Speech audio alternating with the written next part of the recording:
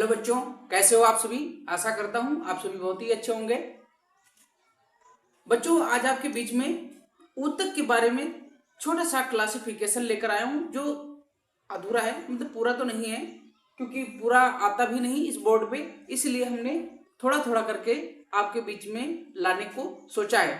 ठीक है, तो आज थोड़ा ही देखेंगे, लेकिन उससे पहले ऊतक के बारे में बेसिक चीजें जरूर देख लेंगे। क्या देखेंगे कि ऊतक दो प्रकार के होते हैं बच्चों, एक तो जंतु ऊतक और पादप ऊतक। अब बात आती है कि ऊतक होते क्या हैं। तो ऊतक क्या है कि ये कुछ नहीं, कोशिकाओं का समूह है। और वो कैसा समूह, जो देखने में आपको समान संरचना और समान कार्य के आधार पर कुछ कोशिकाएं होती हैं, और उन्हीं के ग्रुप को क्या कहा जाता है, ऊतक कहा जाता है। यानी कि ऊतक समान संरचना व समान कार्य के आधार पर जो कोशिकाओं का समूह होता है, उनको क्या कहा जाता है, ऊतक कहा जाता है।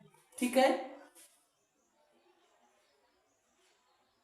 अब बात आएगी बच्चों, इसमें दूसरी बात आती है कि स्टडी ऑफ टिश्यू, मतलब ऊतक का जिसमें अध्ययन किया जाता है उसको कहते हैं हिस्टोलॉजी।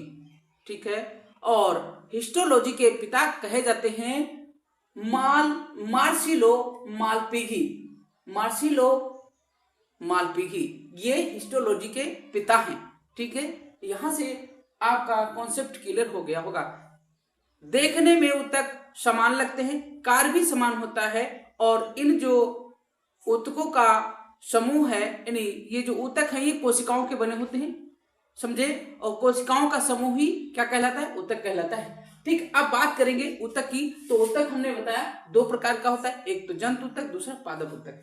पादप ऊतक हम यहाँ बता नहीं रहे हैं, सिर्फ हम यहाँ बात कर रहे हैं जंतु ऊतक की। और जंतु ऊतक में अगर देखा जाए तो कार्य के आधार पर ऊतक जो आपके होते हैं, ये एक होता है ये उपकला ऊतक, इसको इंग्लिश में एपिथेलियम बोलते हैं।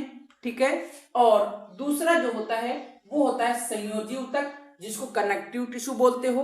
और तीसरा होता है पेशीय ऊतक, जिसको मास्कुलर टिश्यू बोलते हो। और जो चौथा है वो है तंत्रिका ऊतक, यानी कि नर्वस जो सेल्स होती हैं वो तंत्रिकी ऊतक होती हैं। अब बात करते हैं बच्चों कि उपकला ऊतक जो होता है, एपिथेलियम होता है, ये क्या करता है बच्चों, शरीर की जो विभिन्न संरचनाएं हैं, जैसे कि मान लो नसें, ठीक है, आपका जो है फेफड़ा हुआ, हार्ट हुआ, इनके क्या करता है, आंतरिक और बाह्य जो परतें हैं उनका निर्माण करता है कौन, उपकला ऊतक।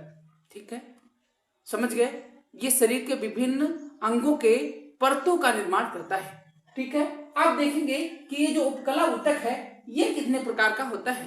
तो ये बच्चों होता है चार प्रकार का। एक होता है वर्गाकार, दूसरा होता है घनाकार, और तीसरा होता है स्तंभाकार, और चौथा होता है रोमाभ। रोमाभ का मतलब जहां पे रोए वगैरह पाए जाते हैं, यानी कि ये जो ऊतक होता है त्वचा पे पाया जाता है आपके। अब बात करते हैं वर्गाकार। ये ऊतक बच्चों आपका जो हृदय होता है, फेफड़ा होता है, और आपकी जो रक्त नलिकाएं होती हैं, उनके परतों का निर्माण कौन करता है, तो ये वर्गाकार जो उपकला ऊतक होते हैं यही उनका निर्माण करते हैं।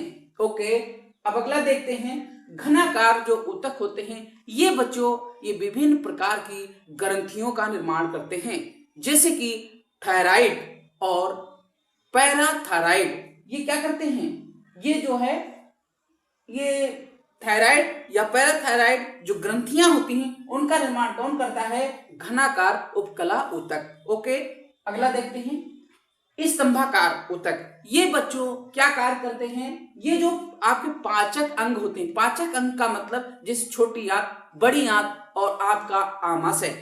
ठीक है, इनका क्या करते हैं, इनके जो पार्ट होते हैं उनका निर्माण कौन करता है, पाचक अंगों का निर्माण कौन करता है, तो स्तंभाकार उपकला ऊतक ये इनका निर्माण करते हैं। रोमाभ तो हमने पहले ही बता दिया।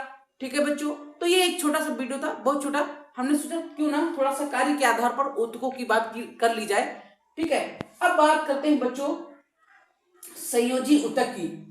अगर संयोजी ऊतक की बात करें तो ये तीन प्रकार का होता है। जिसको आप कनेक्टिव टिश्यू बोलते हो, ये 3 प्रकार का होता है। एक तो कठोर होता है, सॉफ्ट होता है, और दूसरा होता है नर्म, जिसको आप बोलते हो एडिपोस टिश्यू और एरियोलर, ठीक है, और रेक्ट्यूलर, और एक होता है तरल संयोजी ऊतक। अब बच्चों ये जो कठोर ऊतक होता है ना, ये आपका बनाता है लिगामेंट, ठीक है, कार्टिलेज, टेंडन्स, बोन, ठीक है, मतलब जो आपकी कार्टिलेज मतलब जो उपास्थि होती हैं उनका निर्माण कौन करता है? आपका ये कठोर ऊतक करता है, ठीक है। और इसके बाद में टेंडेंस होते हैं बच्चों, हड्डी के बगल में छोटी सी हड्डी पाई जाती है, जैसे पैर होते हैं, ठीक है, और ये हाथ होता है, वहां पे एक छोटी सी हड्डी पाई जाती है टेंडेंस, वो इन्हीं का निर्माण होता है बच्चों। और अगर बात की जाए इसके बाद बोन, हड्डियां तो आप जानते हो, इनमें कौन सा ऊतक पाया जाता है? ये कठोर ऊतक होता है, ठीक है, जो तरल संयोजी ऊतक के अंतर्गत आता है, ठीक है बच्चों। और तरल संयोजी ऊतक तो जानते हो आप, ब्लड होता है, ब्लड में बहुत कुछ होता है, ठीक है बच्चों। तो हम देखेंगे अगली बार, हम देखेंगे संयोजी ऊतक को विस्तार से। तो आज थोड़ा सा ये वीडियो आपके बीच में लेकर आया हूं, ठीक है। आप वीडियो को लाइक करेंगे और चैनल को अभी तक सब्सक्राइब नहीं किया है तो कर लीजिए, और कमेंट करके मुझे बताइए वीडियो को कैसा लगा, तभी हम अगला इसका वीडियो लेकर आएंगे, ठीक है बच्चों।